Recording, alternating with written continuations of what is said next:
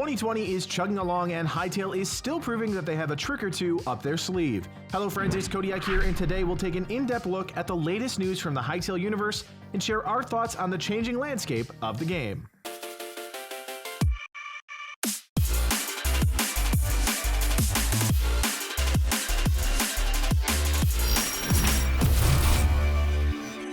The Hytale updates have slowed down substantially since the middle of 2019, but that doesn't mean the team has slowed down their development of the game. In an exclusive article with Edge magazine, the Hytale team revealed a number of interesting images and bits of information that have piqued our interest in the game once again. Let's start with the details, the new information unveiled in the article. First and foremost is our first real clear example of how the Worldgen will work. While Hytale's maps are procedurally generated, they'll always follow a rough template. Zone 1 is in the middle, Zone 2 is to the south, and Zone 3 is to the north. The further players get into these zones, the more intense their climates get.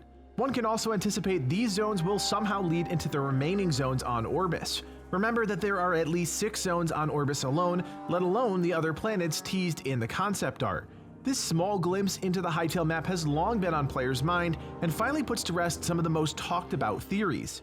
Another major confirmation, reputations with factions finally come into focus. The team confirms that players can align themselves with races like the Pharans, but it will come at a cost. While we anticipate gaining reputation with each faction is different, it's clear that donating certain items will work to increase a player's standing with the Pharans. On the flip side of that, players can expect their actions to have consequences. Players that decide to take out some anger and kill Quebec children will have to deal with Razor Leaf Rangers, an elite type of Quebec troop. Actions have consequences, and whether they be good or bad, it's a clear sign that reputations are an integral part of Hytale's adventure mode. While most of the article covered the progression of Hytale up until this point, there were a number of smaller details peppered in as well. Some of those include the confirmation of field crafting, which gives players the ability to create survival tools on the go.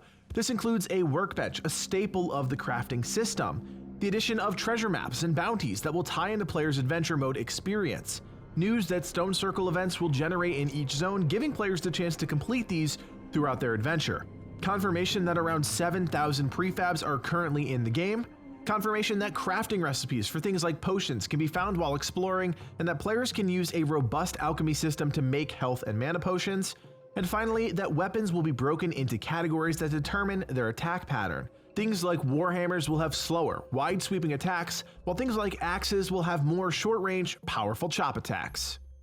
The Edge article gave us all a clear look of Hytale's past. The company goes into detail explaining how their work on the Hypixel server opened the door for them to begin development of Hytale.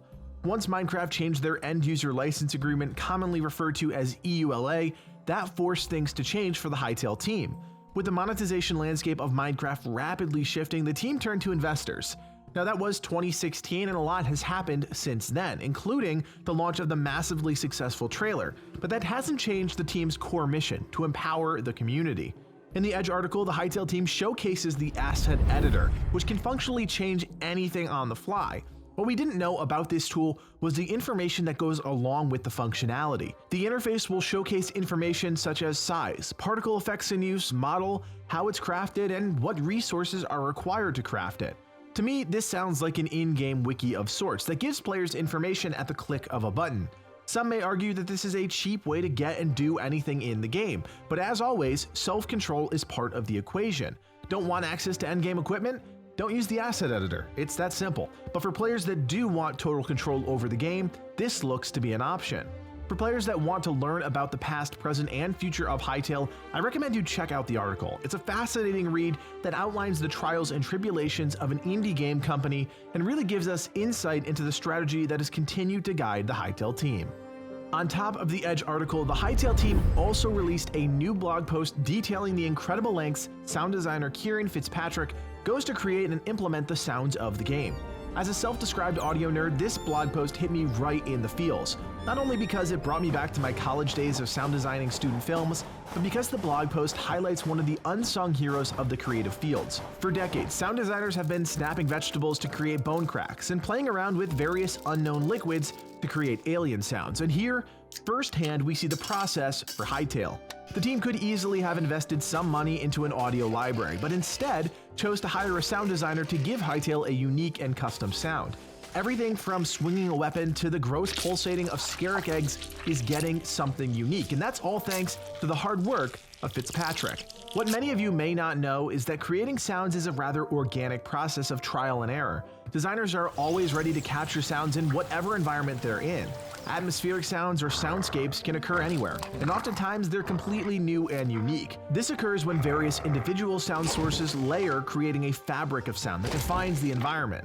Sound isn't always what we think. In fact, oftentimes it isn't what we think. In most cases, designers create sounds using household objects in extraordinary ways. Then, by layering those sounds and enhancing them with effects, create the sounds we have come to expect in video games.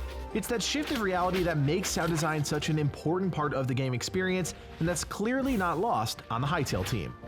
Before we say goodbye, we have to give a warm welcome to the two newest members of the Hytale team. On Twitter, Noxy introduced us to Tim Lestrade, a French-based artist who's joining the Hytale art team, and The Greater God, a former member of the Hypixel Minecraft team, moving over to join the Hytale World team. If you do any digging whatsoever on these two new hires, you'll know they're the real deal. Just check out some of their work. It's incredible. We've said it before, but with an entirely remote team and strong support from investors such as Riot, coupled with the success of the trailer, it's clear that the best and brightest are coming out to support the game.